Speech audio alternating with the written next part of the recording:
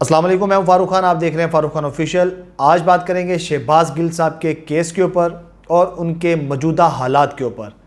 شہباز گل صاحب کے اوپر جو ایلیگیشن ہے ان کی ایک سپیچ، اور اسی بنیاد پر ان پہ کیس بنایا گیا ہے غداری کا۔ اور اپنے دیکھنے والے سننے والوں کو ایک بات میں کلیئر کرنا چاہتا ہوں کہ ان کی یہ سٹیٹمنٹ ہی واحد وہ ریزن ہے جس کی وجہ سے انہیں گرفتار کیا گیا اور ان سے انویسٹیگیشن کی جا رہی ہے اور انہیں ریمانڈ پر رکھ کر ان کے اوپر تشدد کیا جا رہا ہے۔ یہ بات تو ڈھکی چھپی نہیں ہے کہ ان پہ کس لیول کا تشدد کیا گیا، لیکن اگر کوئی ملک کا غدار ہے اس کے اوپر یقیناً تشدد کرنا چاہیے اور ہمیں کوئی ہمدردی بھی نہیں ہونی چاہیے۔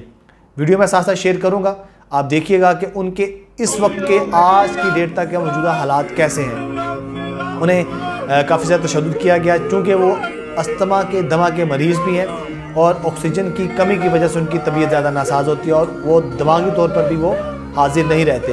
اور آپ دیکھتے ہیں جب وہ انہیں لے کے جاتے ہیں تو ان کی کنڈیشن ایسی ہے کہ باقاعدہ طور پر وہ رو رہے ہیں، چلا رہے ہیں کہ میرا سانس نہیں آ رہا۔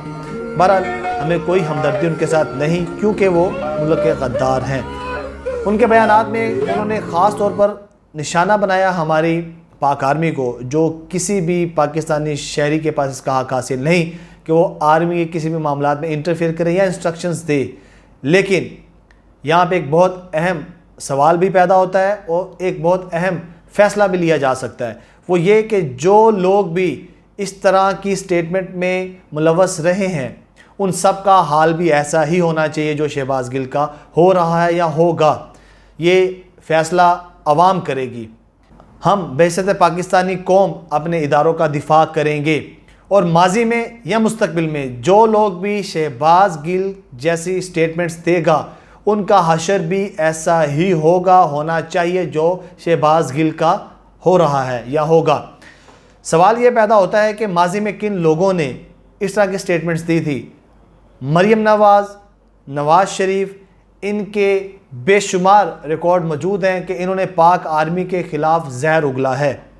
ہوتا ہے بندہ حکم ماننے پڑتے ہیں، لیکن آپ نے حکم مانتے ہوئے یہ ضرور دیکھنا ہے کہ آپ کی حب الوطنی کہیں لائن پر تو نہیں آ گئی، آپ غداری کے مرتکب تو نہیں ہو رہے، آپ ایک غیر آئینی غیر قانونی حکم تو نہیں مان رہے، آپ ایک ایسا حکم تو نہیں مان رہے جس حکم کے ماننے کی وجہ سے آپ اپنے ملک کے دفاع کو کھوکھلا کر رہے ہیں۔ دفاع صرف سرحدوں پر جا کر آپ نے بندوقوں کے ساتھ نہیں کرنا، ففتھ جنریشن وار ہے، اب ملکوں کو اندر سے توڑا جاتا ہے۔ اپنے فوجی بھائیوں سے یہ کہنا چاہتی ہوں، جو غلطیاں آپ کے بڑے 2018 میں عوام کا ووٹ چھین کر چکے ہیں وہ غلطیاں میرے فوجی بھائیوں آپ نے نہیں دہرانی۔ حالیہ دور میں مریم نواز نے ایک بیان دیا کہ جیسا تمہارے بڑوں نے کیا، فوجیوں آپ لوگوں کو کہہ رہی ہوں ایسی غلطی تم نہ کرنا، ایسی ہدایت پہ تم عمل مت کرنا جو تم سے پہلے تمہارے بڑوں نے غلطیاں کی اور عوام کے ووٹ کا حق چھینا۔ میرا ایک سوال ہے ادنا سا ہماری آرمی سے، ہماری عدلیہ سے، عام عوام سے کہ کیا یہ بیان قابل مذمت نہیں؟ کیا یہ بیان شہباز گل کے بیان سے کم تر تھا؟ اس کے اوپر کیا ایکشن لیا گیا؟ ہمارا یہ موقف قطعاً نہیں ہے کہ شہباز گل کے ساتھ کوئی ہمدردی کی جائے۔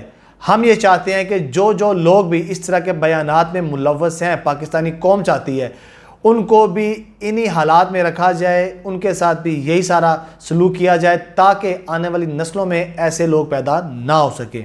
اور اگر ان بیانات میں کوئی اس طرح کی ایلیگیشن نہیں بنتی کہ اس طرح کا سلوک کیا جائے تو شہباز گل کے ساتھ یہ دو طرح کا رویہ کیوں؟ سوال تو بنتا ہے، سوال تو ہم کریں گے کیونکہ ہمارا کام ہے سوال کرنا اور جواب دینا لازم ہے، جتنے بھی میڈیا چینلز ہیں اور جتنے بھی قانوندان ہیں، کہ اگر شہباز گل کی یہ سٹیٹمنٹ غداری کے زمرے میں آتی ہے، جو کہ آتی ہوگی، اگر عدلیہ نے اس پہ ٹھپا لگا دیا ہے تو ہم اس کی بالکل حمایت کرتے ہیں کہ غدار کو کسی قسم کی رعایت نہیں دینی چاہیے۔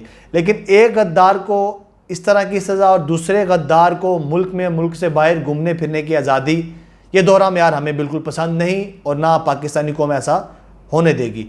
تو دوبارہ واپس آتے ہیں شہباز گل کی کنڈیشن پر۔ اس وقت ان کی جو حالت ہے وہ کافی ناساز ہے۔ ذرائع سے خبر آئی ہے، ویڈیو سامنے آئی ہیں کہ اس وقت وہ بہت سیریس کنڈیشن میں ہیں۔ اور دماغی طور پر بھی وہ حاضر نہیں ہیں، اور قانون کے مطابق اس دوران اگر ان سے کوئی بیانات ریکارڈ کروائے جائیں گے تو ان کی کوئی قانونی حیثیت بھی نہیں ہوگی، کیونکہ اگر ایک شخص اپنے کسی مرض کی وجہ سے دماغی توازن وہ کھو بیٹھا تو اس وقت وہ چاہے نواز شریف پر کوئی الزام لگا دے، شہباز شریف پر، عمران خان پر، یا ہمارے ملک کے آرمی چیف پر، اس کی کوئی ویلیو نہیں ہوتی۔ کیوں؟ کیونکہ وہ اس وقت دماغی طور پر پریزنٹ نہیں ہے۔ تو ابھی تک کے جتنے بھی آپ نے ویڈیوز دیکھی اور جو میں ویڈیوز آپ کو دکھاؤں گا وہاں سے دیکھا جا سکتا ہے کہ شہباز گل اپنی بیماری، جو انہیں استھما کی یا دمہ کی بیماری تھی، آکسیجن پراپر نہیں مل رہی ان کو، ان کے دماغ کو، تو وہ ایک اس طرح کی کنڈیشن میں ہے کہ آپ دیکھ رہے ہیں کہ جیسے ایک عام چھوٹا سا بچہ بلکتا ہے یا بالکل ایک کہہ لیں کہ اپنی زندگی کی بازی کو ہارتا ہوا دیکھ رہا ہوتا ہے، اس طرح سے ان کے موومنٹس ہیں، اس طرح کے ان کے الفاظ ہیں، اس طرح کا ان کا رویہ ہے۔ لیکن آخر میں یہی کہوں گا کہ اگر کوئی شخص پاکستان کی سالمیت، پاکستان کی آرمی یا پاکستان کسی بھی ادارے کے اوپر اس طرح انگلی اٹھائے کہ وہ غداری کے زمرے میں آئے تو اس کو کڑی سے کڑی سزا دینی چاہیے، اس کے لیے کوئی رحم نہیں ہونا چاہیے، لیکن یہ قانون سب کے لیے برابر ہونا چاہیے۔ پاکستان زندہ آباد، پاک آرمی زندہ آباد، عمران خان زندہ آباد، پاکستان پائندہ آباد۔